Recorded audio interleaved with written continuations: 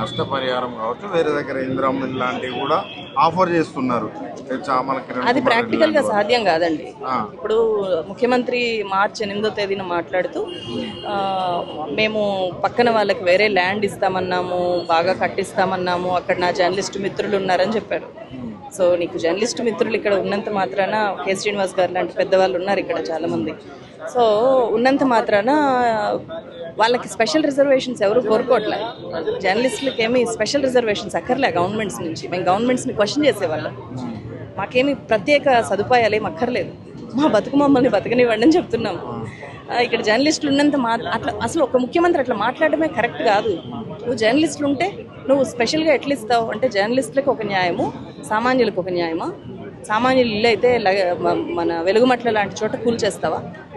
అంటే ఇక్కడ నీ జర్నలిస్టు మిత్రుడిని పక్కన పెట్టేసి నీకు వేరే మిత్రులు ఉంటే వాళ్ళకి నువ్వు స్పెషల్ సదుపాయాలు కల్పిస్తాను అని చెప్పి నువ్వు ఇండైరెక్ట్గా చెప్పడం కదా. అది ఎట్లా వర్కౌట్ అవుతుంది? అది చట్ట ప్రకారం అది అమలు అవ్వదు కదా. అది ఇప్పుడు నువ్వు ఇస్తావు, అక్కడ ఏదో కట్టిస్తానని చెప్తావు, మిగిలిన వాళ్ళ పరిస్థితి ఏంటి మరి? మూసీలో చాలామంది బాధితులు అవుతారు కదా, 10,000 ఫ్యామిలీస్ దాకా అవుతాయి కదా. మరి వాళ్ళకి జర్నలిస్టు మిత్రులకి ఒకే న్యాయము ఉండాలి కదా. ఆ ఒకే న్యాయం దక్కకుండా పోయినప్పుడు వాళ్ళ ఆవేదన గురించి కూడా మళ్ళీ మాలాంటి జర్నలిస్టులు రాయాలి కదా. సో మాకేం రిజర్వేషన్స్ అక్కర్లేదు, మా ఇల్లు మాకు వదిలేయాలని చెప్తారు. జర్నలిస్ట్ గా మీరు ఎట్లా చూస్తారు?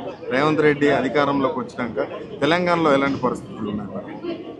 అధికారంలోకి వచ్చినాక అంటే ఏ ఇష్యూకి ఆ ఇష్యూనే చూస్తామండి.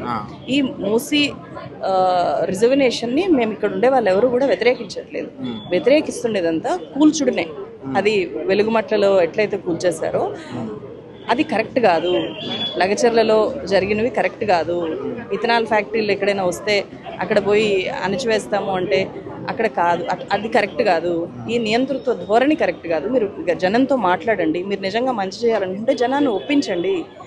ఇక్కడ వాళ్ళు ఈ పవర్ పాయింట్ ప్రజెంటేషన్, డిపిఆర్ అని చెప్పి పవర్ పాయింట్ ప్రజెంటేషన్ ఏదైతే ఇచ్చారో దాంట్లో ఈ అపార్ట్మెంట్ ఉండే ప్లేస్లో వేరే ఏవో పెద్ద కన్స్ట్రక్షన్స్ చూపించారు.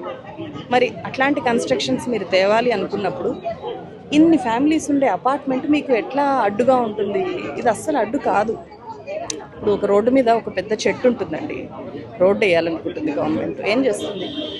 ఆ పెద్ద మర్రి వృక్షాన్ని అట్లా వదిలేసి దాని చుట్టూ రోడ్డు వేస్తే అది ఒక బ్యూటీనా?